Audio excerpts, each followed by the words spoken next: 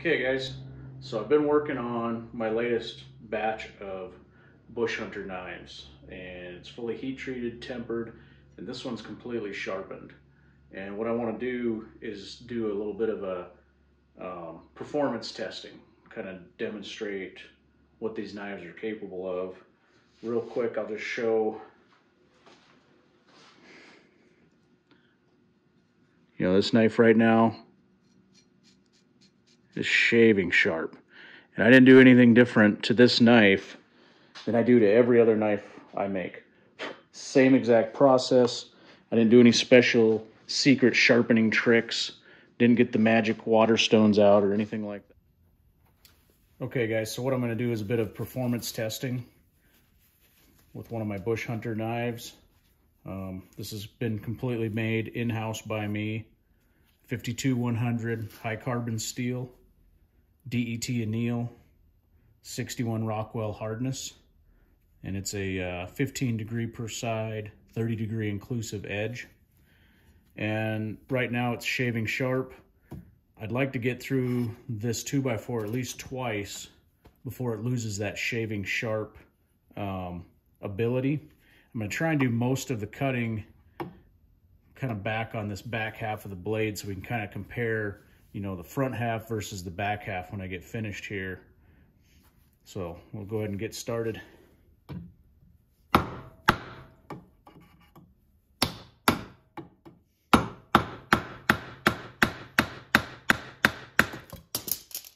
That didn't last long.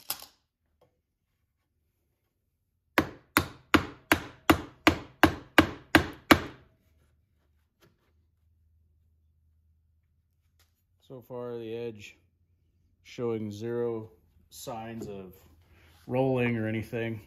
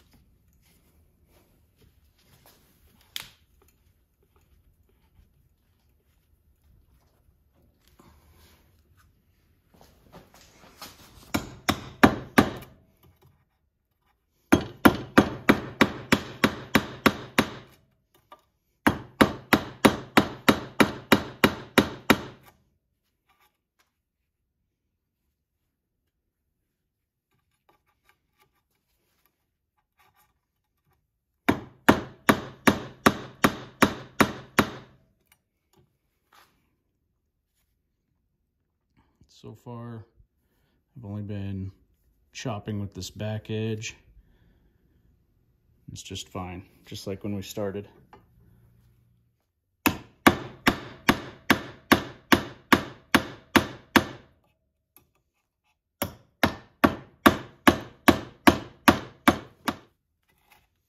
like the orange clamp's giving up.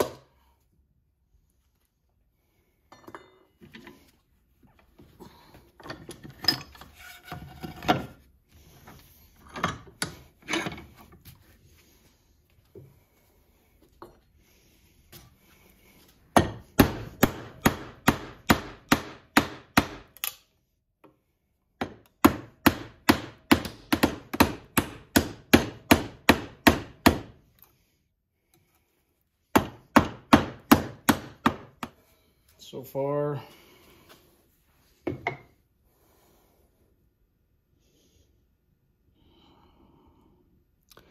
can't really see anything. The edge looks the same all the way through the blade. Let's see how we're doing here on this back edge. And she's still shaving sharp. It's a pretty good sign, because I don't ever really know why I would have to beat my knife this hard in the field, Normally when you baton, you're going to baton lengthwise, and about the only time you might cut, at least I might cut sideways against the grain would be making notches or something like that for a shelter. And, you know, most of the time you're probably not going to make a 3.5 inch deep notch. I mean, you're not building a log cabin.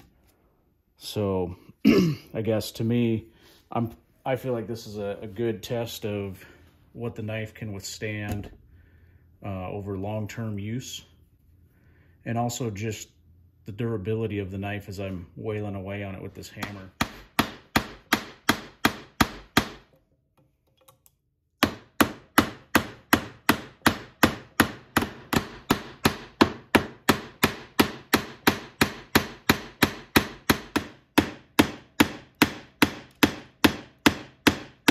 Still, I mean, I'm just kind of beating the hell out of this thing, and no chips, no rolls up on the edge. Really happy to see that.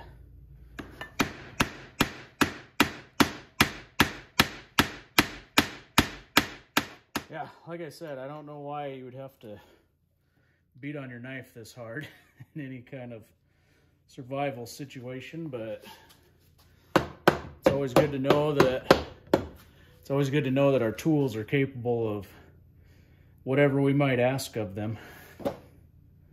Can't say the same for my arms and my wrists and hands right now. Kind of having a hard time holding on to this hammer.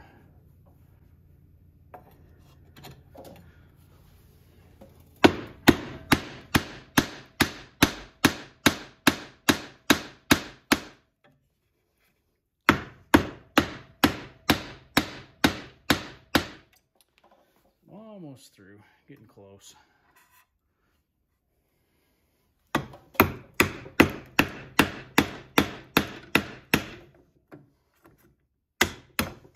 There we go. And I don't know, did I? Got pretty close to all the way through. Maybe 1/8 of an inch off. Just this last little bit right here that broke. Whew, man. So there's one time through. Let's see how it looks.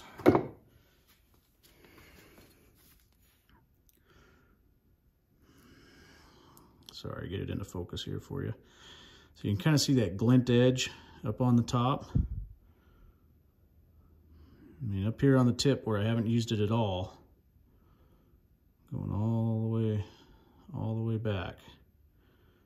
There's a little bit of schmutz there, but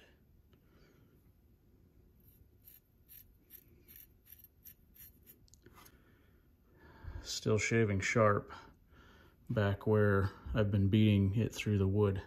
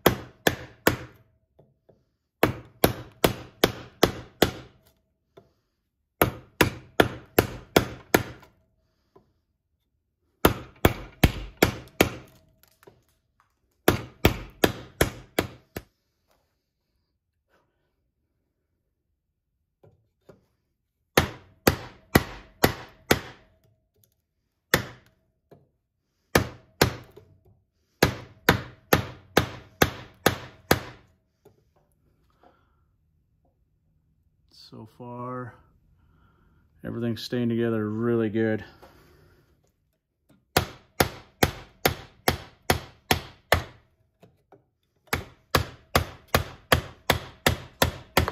There we go. So yeah, probably about an 1/8 inch of wood left. You can kind of see right here. You know, here's me cutting it.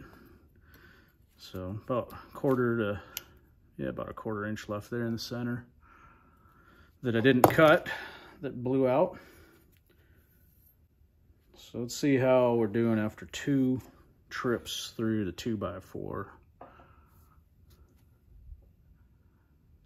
don't know if you can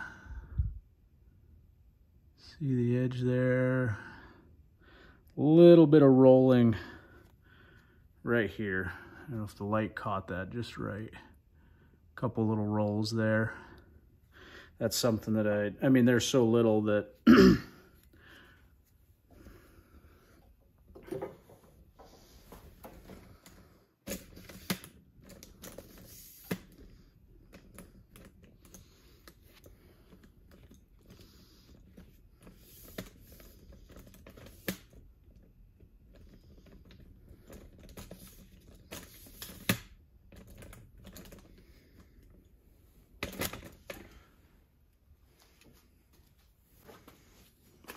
okay, let's see how we're doing.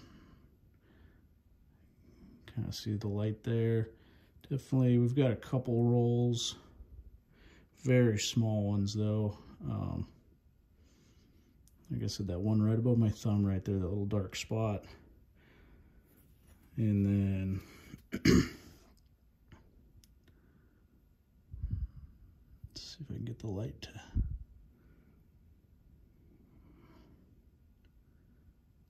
I don't know if you guys can see this. There's another, I mean, we're talking tiny roll.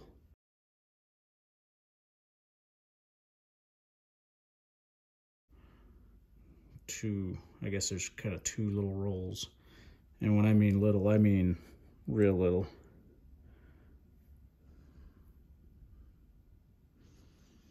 Something that, you know, at the end of the day, a quick strop probably on your pants, let alone an actual strop, would take it right out. So let's see how well, or does it shave?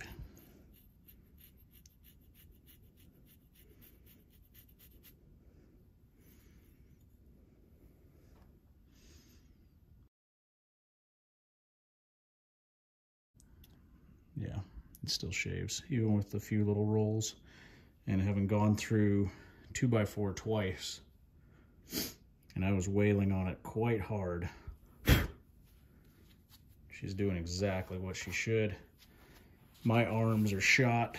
I'm not gonna go through it again. I think 2 times through is plenty to kind of demonstrate that it's a very strong edge. It's a very strong knife.